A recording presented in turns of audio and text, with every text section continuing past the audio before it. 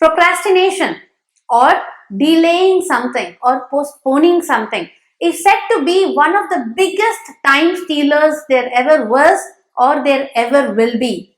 It is something that happens to a lot of us quite a lot of times in our work as well as in our life. Imagine a monkey prancing around the trees in the forest, happy-go-lucky way. Suddenly, it encounters a jar full of peanuts.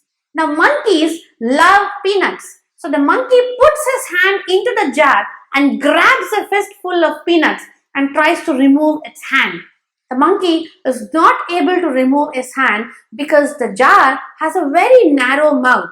Now, all the monkey needs to do is to let go of a few peanuts so that it can easily remove its hand. However, because it loves peanuts and because it cannot even think of doing that, the monkey does not let go of the peanuts and cannot remove its hand, and so it stays stuck. This is what happens to so many of us during procrastination. We start off by delaying it for a little bit of a time, and we know all that we need to do is to take that first step, that first action, just like the monkey needs to let go of a few peanuts. And that first step will break our pattern and we can start doing the activity we want to do. Yet, we seem to be stuck and repeat the same patterns again and again. So, every time we delay, does it mean that we are procrastinating? Not necessarily. A delay is sometimes just a momentary reaction. In that moment, at that time, there is a slight negative whisper or a slight negative feeling about a task or an activity that you know you have to do, but you are not very liking to do it and you don't want to do that task.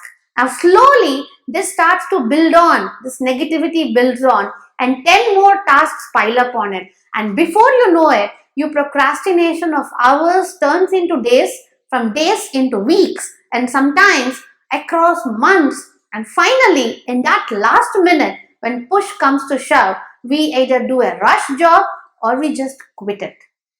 How many times have we not told ourselves excuses such as, I don't have the time right now. I have more important things to do. Oh, I have something else that's really interesting and catching my attention. I'm just overwhelmed and I'm too busy.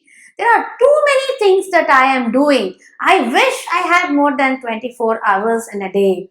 How many times have we not told ourselves excuses like these and given a justification or a valid rationale for the delay that we do? This is what happens, and over time we tend to become what we call procrastinators. Is it always bad to procrastinate? In fact, some of the most famous people have known to be procrastinators.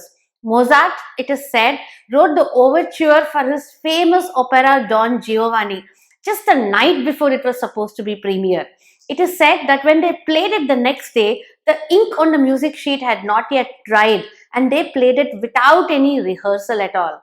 Also look at Frank Lloyd Wright, a famous architect, and he designed his most famous house in just 2 hours at the age of 67. When the owner of a department store in Pittsburgh, right, Edgar Kaufman Sr., asked Frank Lloyd Wright to design a house for him in Pennsylvania, he said yes and took the advance, but never got down to it, and he procrastinated it for a long time. Almost a year later, when Edgar said, I'm coming down and then I would like to see the design, he panicked and within 2 hours, he created a very quick design. Falling Water is right now an iconic design and almost a national historical landmark. So while Frank Lloyd Wright could design a house in the last 2 hours, and while Mozart could write the entire overture just a night before, not all of us can be geniuses like them.